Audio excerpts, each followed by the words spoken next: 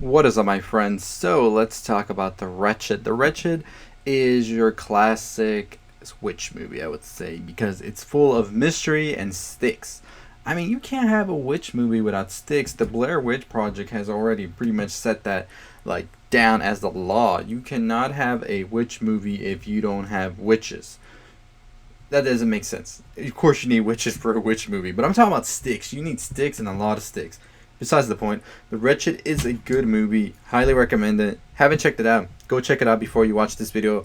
Or you're probably going to watch this video because you already watched it, or you're not going to go check it out and you just want to know what this movie's about and the twists and turns that it has.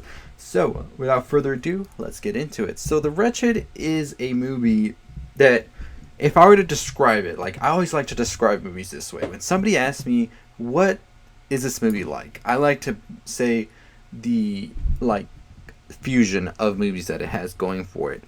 So, The Wretched is, let's take Disturbia, Rear Window, let's put a little bit of the Blair Witch in there, and let's give it this Fright Night tone and style, but it's about witches. That's basically what The Wretched is, in my honest opinion, and it felt like it, and I enjoyed it for that.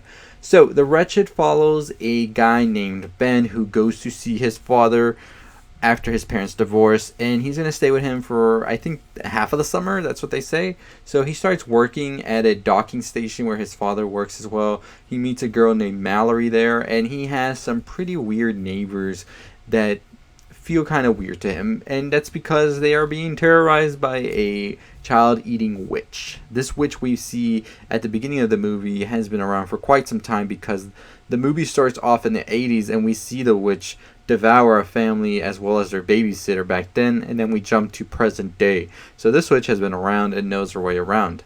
So we see that the witch is terrorizing this family that consists of a young boy, his mother, and his father. And the witch basically inhabits the boy's mother during a hike that they're having in the woods.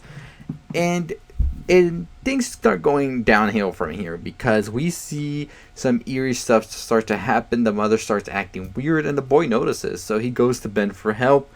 And the witch pretty much tells Ben, you don't want to mess with me or I'm going to make your life a living hell. So before Ben can even do anything, he starts doing what he shouldn't be doing, and that's spying on them and trying to get some more information, which kind of angers the witch a little more. And I feel like this is what leads her to start to get to Ben a little bit more as well, and I'll get more into that once we get to the ending. So Ben, as I said, meets a girl at the boating docking station, whatever you want to call it, named Mallory. Now, Mallory sort of has this thing for Ben, and Ben sort of has this thing for her, but it's not really spoken yet.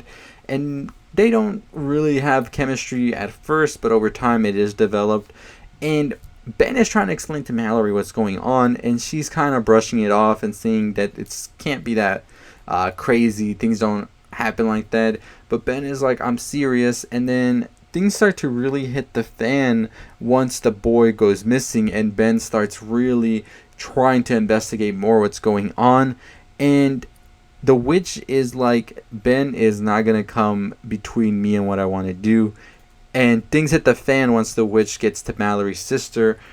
And her name is Lily, by the way. She takes Lily, and Ben is like, okay, we got to get this figured out right now. And then we see the witch pretty much get Ben in trouble by saying that he has been trespassing in her home and all of this. And nobody starts to believe Ben at all. The police take him into custody because Ben actually slashes his father's girlfriend, who now is the witch, because the witch has to change skins at certain points in time because the skin starts to deteriorate. So she takes the mother's skin that she had before and pretty much throws it away, I guess you could say, and takes on the new skin of his father's new girlfriend. And Ben realizes this, so he slashes her with a knife. This causes him to go to jail because the witch acts like she's all innocent and all that. And then we see his father has some doubts about what's going on and goes and investigates himself. The father finds out the truth. And on the other side of things, you have Ben, who is now being taken by this police officer, who the witch has pretty much informed on what to do is basically kill him. And Ben has to get out. Luckily, a dog helps him, but the dog gets shot. But the dog survives, by the way. So there's a spoiler for you right there. But Ben ends up going back and saving his father from the witch who is now attacking him, and they go to find the missing children. And this is when Ben realizes what's going on is that he has a brother as well. As the photographs start burning, all the memories start coming back for everybody, and Ben realizes he's had a little brother all this time, and that was the big twist for me as well. And there was little hints dropped here and there throughout the movie that there was something going on, because you would see 4 plates always be placed: Ben, his father's girlfriend, and you were always wondering, who is that other plate for, right? Was it a mistake, continuity? No, there was actually somebody there, but Ben just couldn't see them or remember them because of the witch's intent to make him forget. And you realize that, holy shit, the movie really got me. So Ben has to go and find his brother as well, and he does so. He is able to save Lily and his little brother. He can't save the neighbor's kid anymore, as the witch has already ate him, but him and Mallory end up getting salt around the tree so the witch can't come out. And then just as the witch grabs onto Ben, his father arrives in the nick of time to crash his car into the tree, burning the tree and the witch and killing her. And they save Lily and Ben, and then it is all resolved in the end. Didn't mean to rhyme right there. But we do find out, however, that Ben and his father and his mother and his brother are going to go back to their old town. Maybe there could be a reconciliation between Ben's father and his mother, but who knows? Ben at this point is like, he's okay with whatever, and he's not going to be hassling his dad.